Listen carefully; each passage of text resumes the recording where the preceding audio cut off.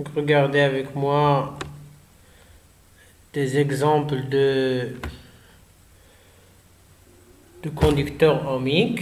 Le conducteur ohmique, c'est un petit dipôle qui possède deux bornes et qui est caractérisé par sa résistance électrique.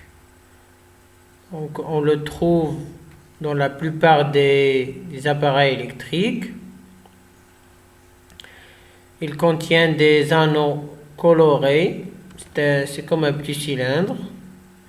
Regardez cet exemple et ces deux conducteurs ohmiques.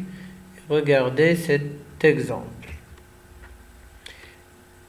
Il y a des dipôles qui portent 4 anneaux. Il y a aussi des conducteurs ohmiques qui portent 5 anneaux et d'autres qui portent 6 anneaux. Regardez avec moi cet exemple.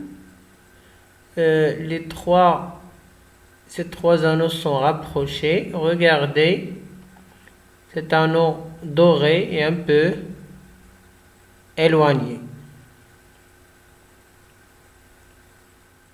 Alors maintenant, on va expliquer la leçon qui porte le nom la résistance électrique. On va commencer par une situation de départ. Un élève a réalisé le montage électrique représenté ci-contre. Donc regardez le montage.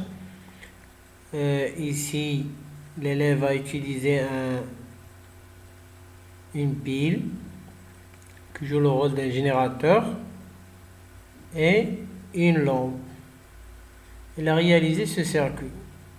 Donc il a branché les deux dipôles entre eux par des fils de liaison. Il a inséré un dipôle qui porte des anneaux colorés. Donc regardez dans l'autre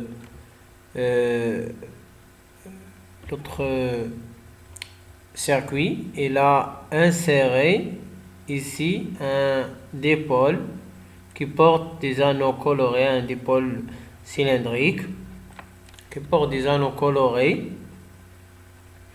Il a inséré ce dipôle en série dans ce circuit. Donc, il a remarqué que la luminosité, c'est-à-dire l'éclat de la lampe, diminue.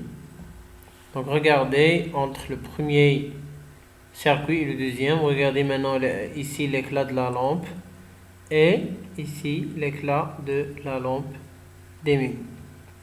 Donc, la première question, c'est comment déterminer sa résistivité, la résistivité du conducteur ohmique. La deuxième question, quel est l'effet de ce dipôle sur l'intensité du courant électrique? Est-ce que lorsqu'on a inséré ce dipôle dans ce circuit, l'intensité diminue ou l'intensité du courant électrique qui passe dans ce circuit augmente? Donc, on passe maintenant à la notion de la résistance électrique. Petit 1, le conducteur ohmique. On va commencer par définir cet élément, ce dipôle. Le conducteur ohmique est un dipôle électrique possédant deux bornes identiques, c'est-à-dire ne porte pas plus et moins, est caractérisé par sa résistance électrique. Identique, c'est-à-dire qui est caractérisé par sa résistance électrique. Son symbole normalisé est un rectangle et à l'intérieur du rectangle on écrit la lettre R. 2. La résistance électrique. Définition.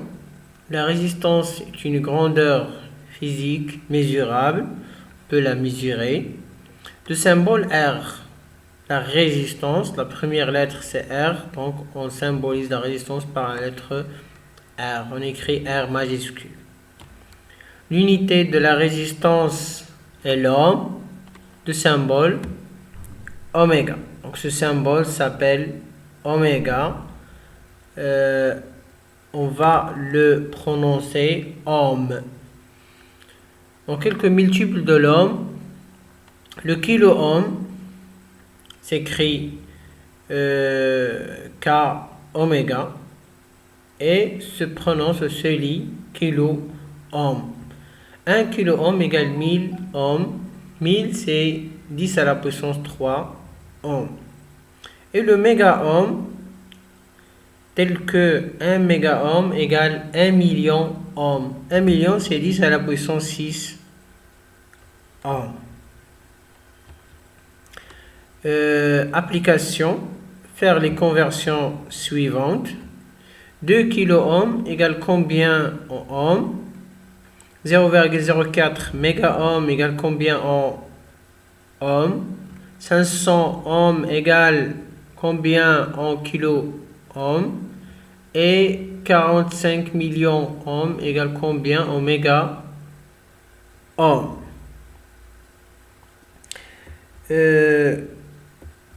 Nous savons que pour passer du kilo-ohm à méga-ohm, on doit multiplier par 1000. Donc 2 fois 1000 égale 2000. On va écrire ici 2000 ohms. 0,04 méga-ohm égale combien en ohms? Pour passer du méga-ohm à l'ohm, on doit multiplier par 1 million. Donc 0,04 méga-ohm égale 0,04 fois 1 million ohm. Donc égale 40 égale 40 000 ohms. On doit écrire ici 40 000 ohms.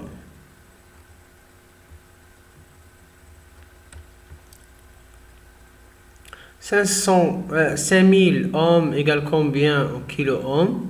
C'est 5 kilo-ohms. Pour passer de l'ohm au kilo-ohm, on doit diviser par 1000. 45 000 ohms égale combien en méga-ohm? Pour passer de l'ohm au méga-ohm, on doit diviser par 1 million, c'est-à-dire on doit multiplier par 10 à la puissance moins 6 ou diviser par 10 à la puissance 6. Donc est égal combien? Égal 45 méga ohm. Donc je vous remercie de votre attention.